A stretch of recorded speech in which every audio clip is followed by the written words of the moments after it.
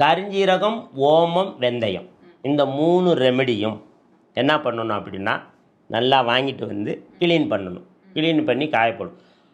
இன்னொரு விஷயம், இந்த கருஞ்சீரகத்தினுடைய பவர் தன்மை வேறு, வெந்தயத்தினுடைய தன்மை வேறு, ஓமத்தினுடைய தன்மை வேறு. அப்போ 50 கிராமு ஒரு வெந்தயம் போடுறோம்னா 50 கிராமு ஓமமே போட்டால் சாப்பிட முடியாது. நான் சொல்கிறது புரியுதுங்களா? இதனுடைய காரத்தன்மை வேறு. இப்போ நீங்கள் வந்து ஒரு தொப்பை பவுடர் ரெடி பண்ணுறாங்க அப்படின்னாக்கா 100 கிராம் வெந்தயம், சொல்கிறது புரியுதுங்களா? 50 கிராம் கருஞ்சீரகம், 25 கிராம் ஓமம், அப்படியே பாதி பாதி இப்படித்தான் இருக்கணும்.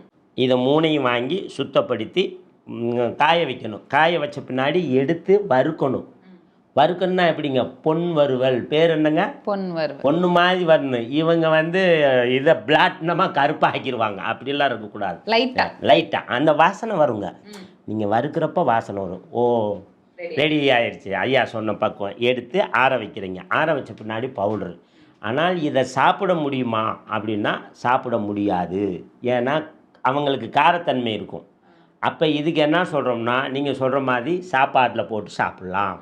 இட்லி பொடியாக வச்சுக்கலாம். கொஞ்சம் கொஞ்சம் இட்லி பொடியாக வச்சுக்கலாம். அல்லது ஒரு ஸ்பூன் போட்டு நல்லா ஒரு டம்ளர் தண்ணி ஊற்றி அப்படியே கொதிக்க வச்சு ரெமெடி பண்ணி கரும்பு சர்க்கரையை கொண்டு போய் அதில் ஊற்றி நல்ல ஒரு கஷாயமாக காப்பியாக சாப்பிட்லாம். தொப்பையும் குறையும். பெண்களுக்கு வந்து நல்ல இருக்குது கருஞ்சீரகம். இந்த இடம் வயிறெல்லாம் சுத்தப்படுத்திக்கும், முடி கொட்டாது. குர்ஆன் மருத்துவத்தில் சொல்லுது, மரணத்தை தவிர மற்ற இதெல்லாம் பண்ணலாம் அப்படின்னு.